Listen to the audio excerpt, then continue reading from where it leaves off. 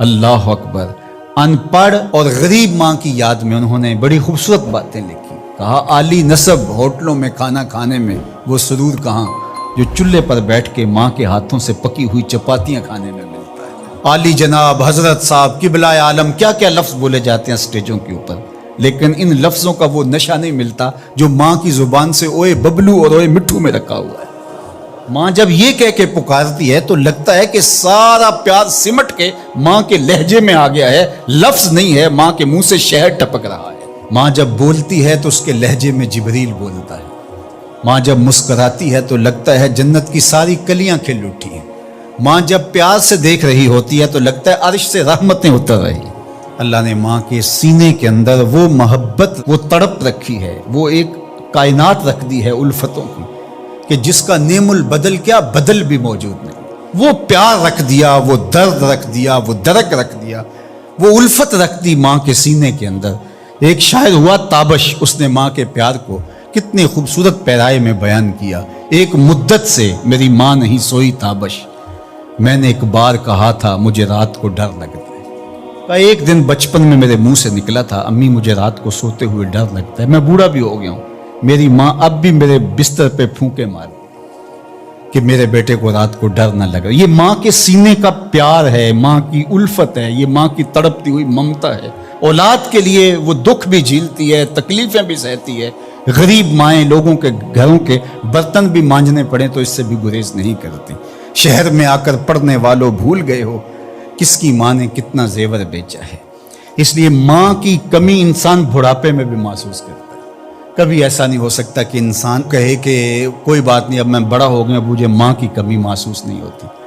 بوڑھا بھی ہو جائے انسان جو ہے وہ سب سے اونچے منصب پر بھی بیٹھ جائے، میں اور آپ کیا، میری اور آپ کی حیثیت اور اوقات ہی کیا۔ امام الانبیاء حضور ختم المرتبت صلی اللہ علیہ وآلہ وسلم حجرہ انور سے نکلے اور جو ہی حضور نبی رحمت صلی اللہ علیہ وآلہ وسلم مصلی پر تشریف فرما ہوئے تو حضور کو دیکھ کر کے تمام صحابہ ادب سے کھڑے ہو گئے۔ جو ہی یہ امٹتا ہوا پیار دیکھا تو حضور کی نظر پلٹ کے کئی سال پیچھے چلی گئی اور ابوا کی وادی میں اپنی ماں کی قبر پہ کھڑا ہوا اپنے آپ کو پاتے ہیں حضور۔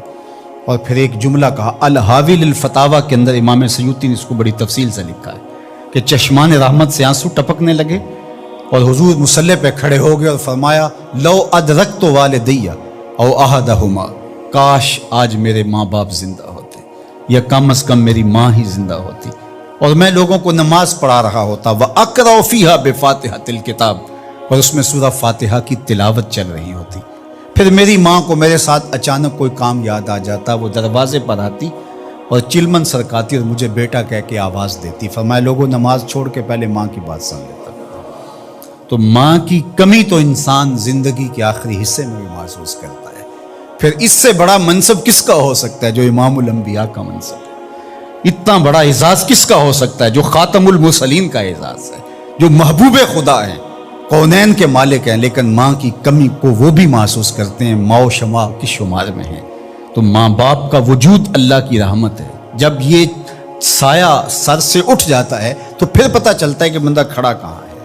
جب گھنے درخت کے سائے میں بیٹھا ہو اور وہ درخت ساری دھوپ اپنے پتوں میں جذب کر رہا ہوتا ہے اور نیچے بیٹھنے والے کو چھاؤں فراہم کر رہا ہوتا ہے، اور اس سے نہیں پتہ ہوتا کہ جو مجھے چھاؤں دے رہا ہے وہ خود کتنا جلس رہا، لیکن اچانک جب سایہ ہٹ جائے اور بندہ کڑی دھوپ میں آ جائے پھر اسے احساس ہوتا ہے کہ وہ سایہ کتنا غنیمت تھا۔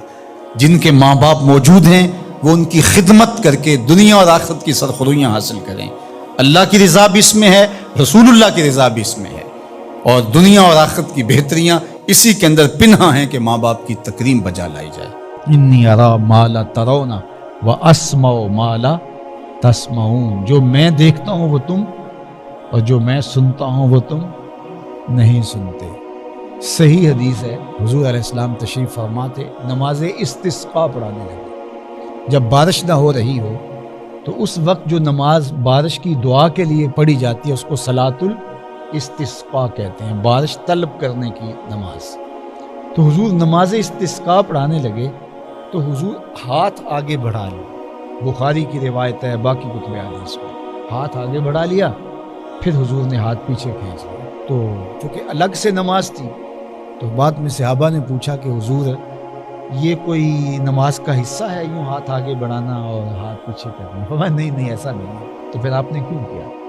کہا وہ اصل جنت میں کھجوروں کا ایک خوشہ لٹک رہا تھا اور میں تمہارے لیے توڑنے لگا تھا، اور اگر میں توڑ لیتا تم قیامت تک کھاتے رہتے، ختم نہ ہوتا۔ پھر میں نے نہیں توڑا، میں نے کہا چلو قیامت کے دن سے۔ کھڑے کہاں ہیں حضور؟ مدینہ المنورہ۔ ہاتھ کہاں پہنچا؟ جنت میں، اور جنت کی کھجور پر لٹکتے ہوئے خوشے تک۔ اللہ اکبر۔ اور جنت کی جو کھجوروں کا قد ہے وہ 500 سال کی اونچائی ہے۔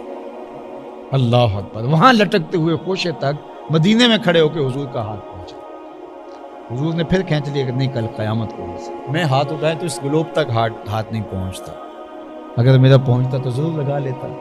جو اس گلوب کی شکل مدینہ المنورہ مسجد نبوی کے اندر لگے ہوئے گلوبوں سے ملی ہوئی ہے، اس کی شکل تو جڑی ہوئی ہے، تو میں چلو اس کو چھو لیتا، لیکن میرا ہاتھ یہاں تک نہیں پہنچتا، میرا ہاتھ 3 فٹ جاتا ہے، لیکن نظر میری پہنچ رہی ہے، نظر تو اس فانوس پر بھی پہنچ رہی ہے، نظر تو آسمان کے ستاروں اور سورج اور چاند تک بھی پہنچ رہی ہے، تیسرے آسمان کے ٹمٹماتے ستارے بھی دیکھ لیتا ہوں۔ تو میرا ہاتھ 3 فٹ تک جاتا ہے، نظر تیسرے آسمان تک جاتی ہے، اور جس کا ہاتھ سدرہ تک جاتا ہے اور جنت تک جاتا ہے، اس کی نگاہیں کہاں تک جاتی ہیں؟ انی ارا ما لا ترون واسمع ما لا تسمعون۔ جو میں دیکھتا ہوں وہ تم نہیں دیکھتے، اور جو میں سنتا ہوں وہ تم نہیں سنتے۔ کبھی بھی پیغمبروں کے حواس کو اپنے حواس پہ قیاس نہیں کرنا چاہیے۔ کوئی کہے یہ تو امام حلوی نے لکھا ہے، چلو قرآن پڑھ لیتے ہیں، قرآن پڑھ لیتے ہیں۔ حضرت سلیمان کا لشکر آ رہا ہے، اور چیونٹی نے 3 فرسخ دور سے، 9 میل دور سے، 15-16 کلومیٹر دور سے، جتنا یہاں سے وزیر آباد لگایا ہے، اتنی دور سے چیونٹی نے اپنی ہم جولیوں سے کہا جلدی جلدی بلوں میں داخل ہو جاؤ، اللہ کے نبی کا لشکر تمہیں کہیں کچل نہ ڈالے۔ تو اس لیے کہ ان کی توجہ نہیں ہوگی، وہ اپنے ہدف کی طرف بڑھ رہے ہوگی، اور نیچے آ کے تم ماری جاؤ گی، کچلی جاؤ گی، جلدی جلدی بلوں میں داخل ہو جاؤ۔ تو یہ بات چیونٹی نے اپنی ہم جولیوں سے کی، حضرت سلیمان 16 کلومیٹر 15 کلومیٹر دور سے۔ فتبسم ضاحکا من قولها، قرآن نے کہا تو حضرت سلیمان چیونٹی کی اس بات کو سن کے مسکرانے لگے۔ حالانکہ یہ تیوریات کے ماہرین کہتے ہیں چیونٹی کے منہ میں زبان نہیں ہوتی۔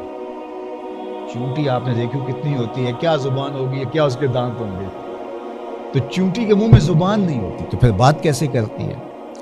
اس کے 3 حصے ہوتے ہیں بدن کے، اور جو سر والا حصہ ہوتا ہے اس کے ساتھ باریک سے 2 ریشے ہوتے ہیں، مہین سے 2 بال ہوتے ہیں، اور جب اس نے بات کرنی ہوتی ہے ان بالوں کو آپس میں ملا کے ٹکراتی ہے، تو وہ ٹکر سے جو آواز پیدا ہوتی ہے اس سے وہ میسج کنوے کرتی ہے۔ پیغمبر کی شان یہ ہے کہ وہ 16-17 کلومیٹر دور سے چیونٹی کے 2 بالوں کے ٹکرانے سے جو آواز پیدا ہوتی ہے وہ بھی جانتا ہے، سنتا ہے، اور جو اس سے مفہوم نکلتا ہے وہ بھی سمجھتا ہے۔ یہ میں نہیں یہ کہہ رہا، یہ قرآن کہہ رہا۔ فتبسم ضاحکا من قولها۔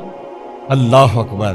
یہ پیغمبر کی شان ہے کہ وہ 3 فرسخ دور سے چیونٹی کے بالوں کے ٹکرانے سے جو آواز پیدا ہوتی ہے اس کو سنتا بھی ہے اور اس مفہوم کو سمجھتا بھی ہے۔